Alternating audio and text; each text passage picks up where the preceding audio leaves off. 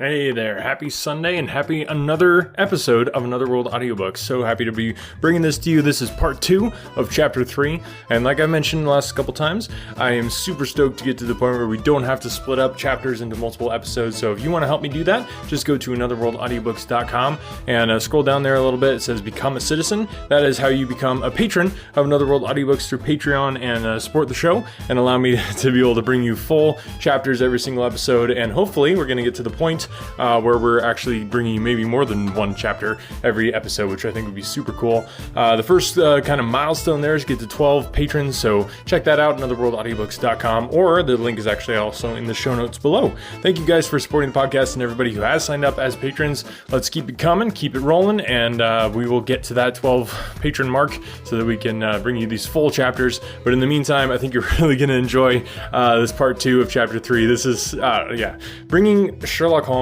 even in the form of Herlock Sholmes. Maurice LeBlanc, I think, did a great job of writing this character in a way that feels like Conan Doyle while bringing him into the Lupin world, which is just so cool, and I hope you guys enjoy it. There's some nods to Conan Doyle here as well. I guess it might have been actually part 1 there. But yeah, it just makes me smile every time I see it. So hope you guys are enjoying it. Love to hear from you. Get in touch with me, anotherworldaudiobooks@gmail.com, or drop a comment on this episode. And without further ado, let's get into part 2 of chapter 3. He walked away rapidly. Thus ended the events of that exciting evening, or at least that part of them in which I was a participant. Subsequently, during the course of the evening, other stirring incidents occurred which have come to my knowledge through the courtesy of other members of that unique dinner party.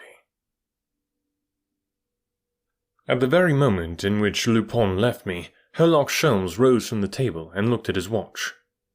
20 minutes to 9. At 9 o'clock I am to meet the Count and Countess at the railway station.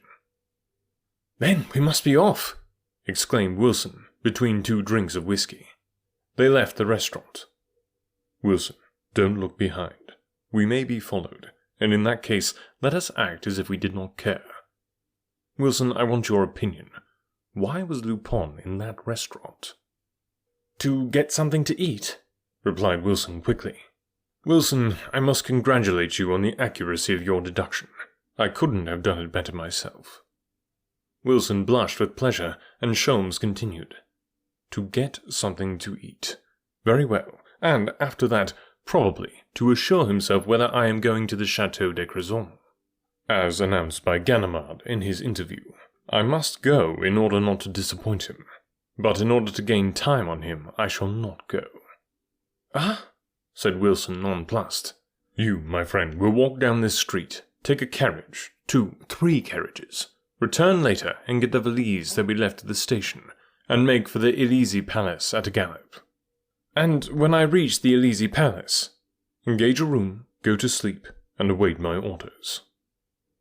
Quite proud of the important role assigned to him, Wilson set out to perform his task.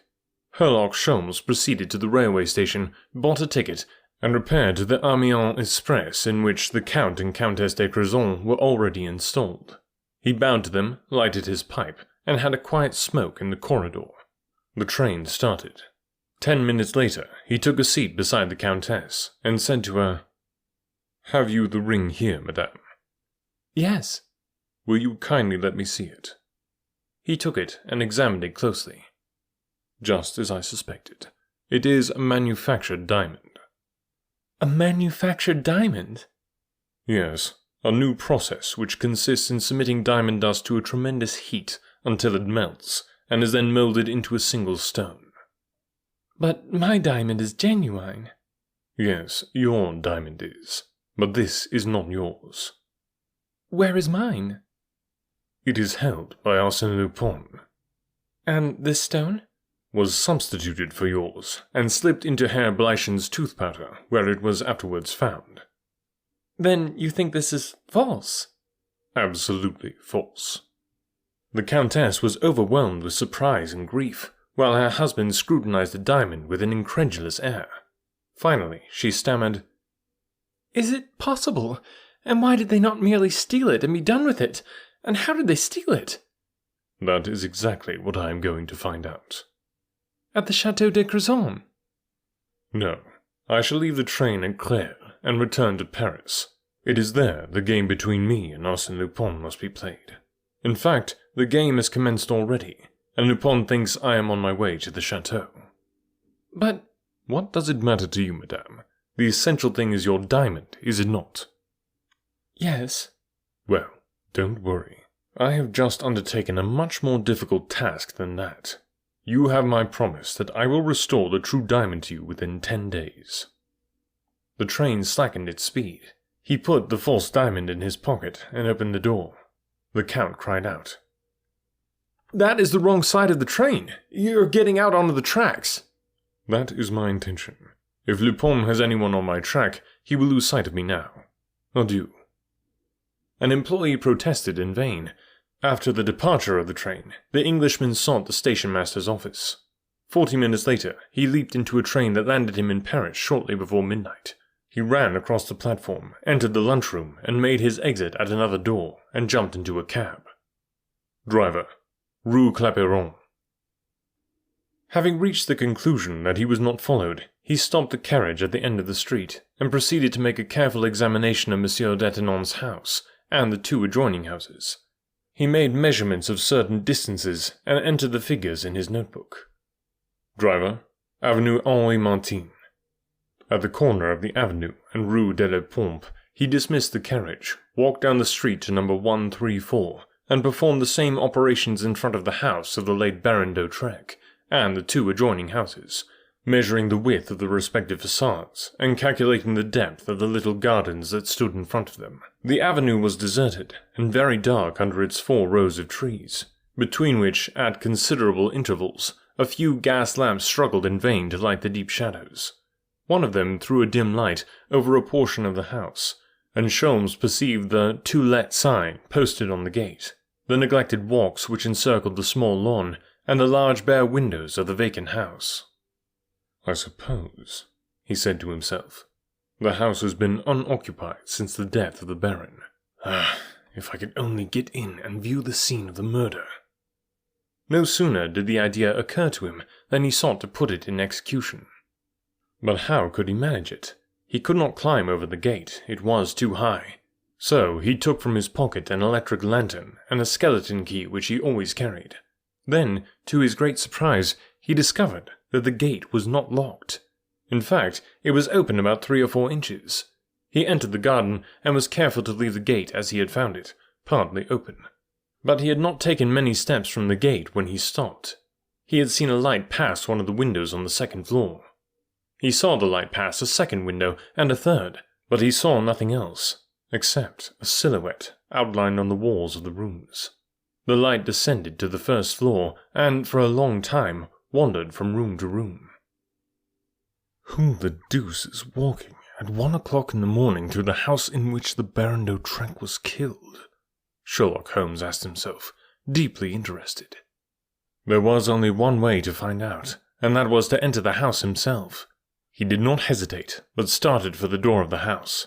However, at the moment when he crossed the streak of gaslight that came from the street lamp, the man must have seen him, for the light in the house was suddenly extinguished, and Herlock Sholmes did not see it again. Softly he tried the door. It was open also. Hearing no sound, he advanced through the hallway, encountered the foot of the stairs, and ascended to the 1st floor. Here there was the same silence, the same darkness.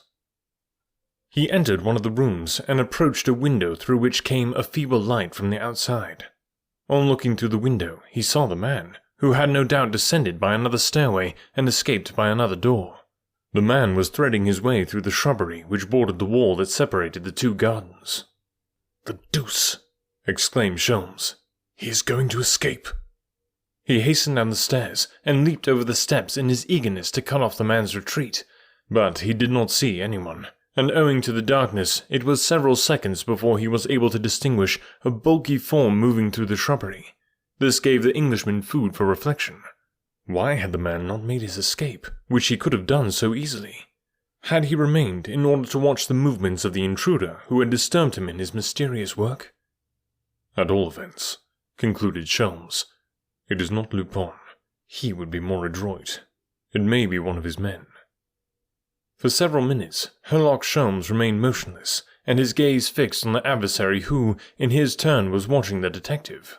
But as that adversary had become passive, and as the Englishman was not one to consume his time in idle waiting, he examined his revolver to see if it was in good working order, removed his knife from its sheath, and walked toward the enemy with that cool effrontery and scorn of danger for which he had become famous. He heard a clicking sound. It was his adversary preparing his revolver. Herlock Sholmes dashed boldly into the thicket and grappled with his foe. There was a sharp, desperate struggle, in the course of which Sholmes suspected that the man was trying to draw a knife.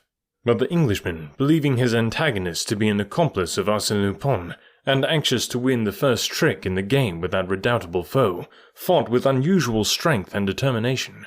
He hurled his adversary to the ground, held him there with the weight of his body, and gripping him by the throat with one hand, he used his free hand to take out his electric lantern, press the button, and throw the light over the face of his prisoner. "Wilson?" he exclaimed in amazement. "Herlock Sholmes!" stammered a weak, stifled voice. For a long time they remained silent, astounded, foolish. The shriek of an automobile rent the air. A slight breeze stirred the leaves. Suddenly, Herlock Sholmes seized his friend by the shoulders and shook him violently as he cried, "What are you doing here? Tell me, what? Did I tell you to hide in the bushes and spy on me?" "Spy on you?" muttered Wilson.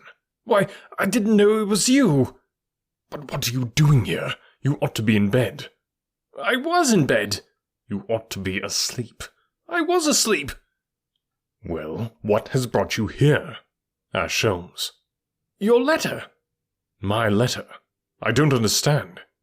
"Yes, a messenger brought it to me at the hotel." "From me? Are you crazy?" "It is true, I swear it." "Where is the letter?" Wilson handed him a sheet of paper, which he read by the light of his lantern. It was as follows. "Wilson, come at once to Avenue Henri Martin. The house is empty. Inspect the whole place and make an exact plan. Then return to hotel. Herlock Sholmes." "I was measuring the rooms," said Wilson. "When I saw a shadow in the garden, I had only one idea." "That was to seize the shadow. The idea was excellent.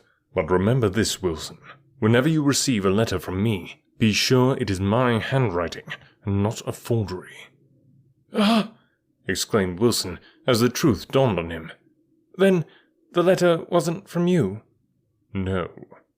"Who sent it then?" "Arsene Lupin." "Why? For what purpose?" asked Wilson. "I don't know, and that's what worries me. I don't understand why he took the trouble to disturb you. Of course, if he had sent me on such a foolish errand, I wouldn't be surprised. But what was his object in disturbing you?" "I must hurry back to the hotel." "So must I, Wilson." They arrived at the gate. Wilson, who was ahead, took hold of it and pulled. "Ah, you closed it?" he said. "No, I left it partly open." Sholmes tried the gate, then, alarmed, he examined the lock. An oath escaped him. "Good God, it is locked! Locked with a key!" He shook the gate with all his strength. Then, realizing the futility of his efforts, he dropped his arms, discouraged, and muttered in a jerky manner. "I can see it all now. It is Lupin. He foresaw that I would leave the train at Clare, and he prepared this neat little trap for me in case I should commence my investigation this evening. Moreover, he was kind enough to send me a companion to share my captivity. All done to make me lose a day, and perhaps also to teach me to mind my own business." "Do you mean to say we are prisoners?" "Exactly. Herlock Sholmes and Wilson are prisoners of Arsene Lupin. It's a bad beginning, but he laughs best who laughs last." Wilson seized Sholmes's arm and exclaimed, Look up there! A light!" A light shone through one of the windows on the first floor. Both of them ran to the house, and each ascended by the stairs he had used on coming out a short time before, and they met again at the entrance to the lighted chamber. A small piece of candle was burning in the center of the room. Beside it was a basket containing a bottle, a roasted chicken, and a loaf of bread. Sholmes was greatly amused, and laughed heartily. "Wonderful. We are invited to supper. It is really an enchanted place, a genuine fairyland. Come, Wilson, cheer up. This is not a funeral. It's all very funny." "Are you quite sure it is so very funny?" asked Wilson in a lugubrious tone. "Am I sure?" exclaimed Sholmes with a gaiety that was too boisterous to be natural. "Why, to tell you the truth, it's the funniest thing I ever saw. It's a jolly good comedy. What a master of sarcasm this Arsene Lupin is. He makes a fool of you with the utmost grace and delicacy.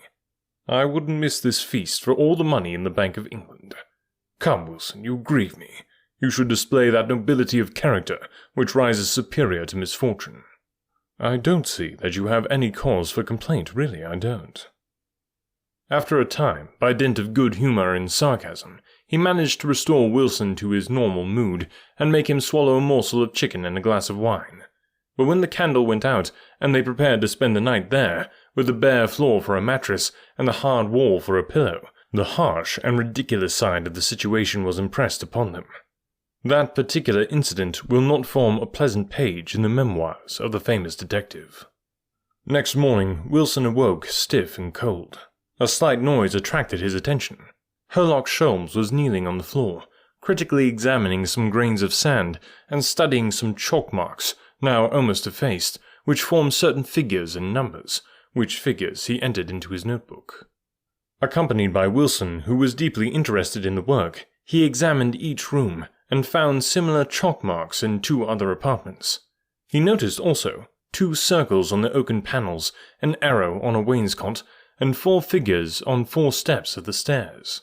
At the end of an hour, Wilson said, "The figures are correct, aren't they?" "I don't know, but at all events they mean something," replied Sholmes, who had forgotten the discomforts of the night in the joy created by his new discoveries. "It is quite obvious," said Wilson. "They represent the number of pieces in the floor." "Ah." "Yes, and the 2 circles indicate that the panels are false, as you can readily ascertain, and that arrow points in the direction in which the panels move." Herlock Sholmes looked at Wilson in astonishment. "Ah, my dear friend, how do you know all that? Your clairvoyance makes my poor ability in that direction look quite insignificant." "Oh, it is very simple," said Wilson, inflated with pride. "I examined those marks last night according to your instructions, or rather, according to the instructions of Arsene Lupin, since he wrote the letter you sent me." At that moment, Wilson faced a greater danger than he had during his struggle in the garden with Herlock Sholmes. The latter now felt a furious desire to strangle him. But dominating his feelings, Sholmes made a grimace which was intended for a smile, and said, "Quite so, Wilson. You have done well, and your work shows commendable progress. But tell me, have you exercised your powers of observation and analysis on any other points? I might profit by your deductions." "Oh, no, I went no farther." "That's a pity. Your debut was such a promising one, but since that is all, we may as well go." "Go? But how can we get out?" "The way all honest people get out, through the gate." "But it is locked." "It will be opened." "By whom?" "Please call the 2 policemen who are strolling down the avenue." But what?" "It is very humiliating. What will be said when it becomes known that Herlock Sholmes and Wilson were the prisoners of Arsene Lupin?" "Of course, I understand they will roar with laughter," replied Herlock Sholmes in a dry voice and with frowning features. "But we can't set up housekeeping in this place." "And you will not try to find another way out?" "No." "But the man who brought us the basket of provisions did not cross the garden, coming or going. There is some other way out. Let us look for it and not bother the police." "Your argument is sound, but you forget that all the detectives in Paris have been trying to find it for the last 6 months, and that I searched the house from top to bottom while you were asleep. Ah, my dear Wilson, we have not been accustomed to pursue such game as Arsene Lupin. He leaves no trail behind him." At 11 o'clock, Herlock Sholmes and Wilson were liberated and conducted to the nearest police station, where the commissary, after subjecting them to a severe examination, released them with an affectation of goodwill that was quite exasperating. I am very sorry, messieurs, that this unfortunate incident has occurred. You will have a very poor opinion of French hospitality. Mon Dieu, what a night you must have passed. That rascally Lupin is no respecter of persons. They took a carriage to their hotel. At the office, Wilson asked for the key of his room. After some search, the clerk replied, much astonished, "But, monsieur, you have given up the room." "I gave it up? When?" "This morning, by the letter your friend brought here." "What friend?" "The gentleman who brought your letter. Your card is still attached to the letter. Here they are." Wilson looked at them. Certainly, it was one of his cards, and the letter was in his handwriting. "Good Lord," he muttered. "This is another of his tricks." And he added aloud, "Where is my luggage?" "Your friend took it." "Ah, and you gave it to him?" "Certainly, on the strength of your letter and card." Of course. They left the hotel and walked slowly and thoughtfully through the Champs-Élysées. The avenue was bright and cheerful beneath the clear autumn sun. The air was mild and pleasant. At Rond-Point, Herlock Sholmes lighted his pipe.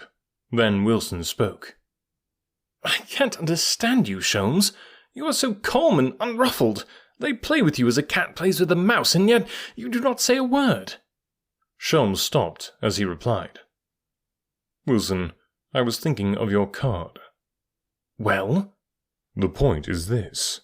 Here is a man who, in view of a possible struggle with us, procures specimens of our handwriting, and who holds in his possession one or more of your cards. Now, have you considered how much precaution and skill those facts represent?" "Well?"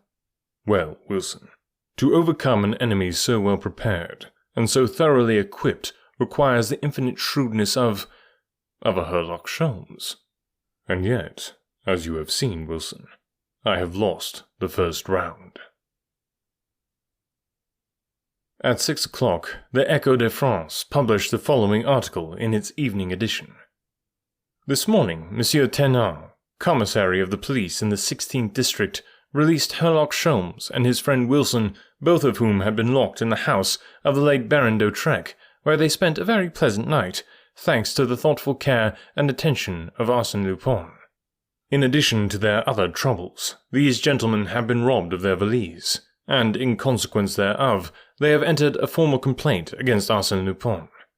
Arsene Lupin, satisfied that he has given them a mild reproof, hopes these gentlemen will not force him to resort to more stringent measures." "Bah!" exclaimed Herlock Sholmes, crushing the paper in his hands. "That is only child's play.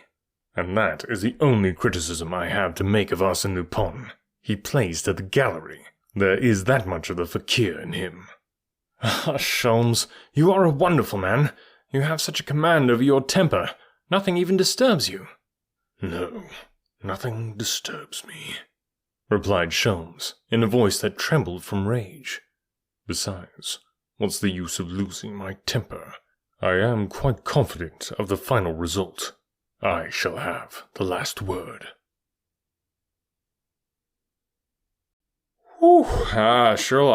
Herlock is getting ruffled by that fox Lupin. Hope you guys are enjoying this so far. I would love to hear from you if you're enjoying this book. Please get in touch with me, or if you wanted to drop a review on Apple Podcasts now, or Spotify, wherever you want to leave a review. I would really, really appreciate it. I don't generally get notified when reviews get put in place, so if you want to let me know, just shoot me an email of your screenshot of your review or a link to it. I would love to give you a shout out on the show. Thank you guys for listening. Thanks for all the new patrons signing up there. Like I said, once we get to that 12 mark, I will not be splitting these up anymore. We'll be giving you the full coverage every single time, and really looking forward to that. So let's make it happen. Thank you so much for your support, guys, and we'll catch you next week. When you need mealtime inspiration, it's worth shopping Kroger, where you'll find over 30,000 mouth-watering choices that excite your inner foodie. And no matter what tasty choice you make, you'll enjoy our everyday low prices, plus extra ways to save, like digital coupons worth over $600 each week. You can also save up to $1 off per gallon at the pump with fuel points. More savings and more inspiring flavors make shopping Kroger worth it every time. Kroger, fresh for everyone. Fuel restrictions apply.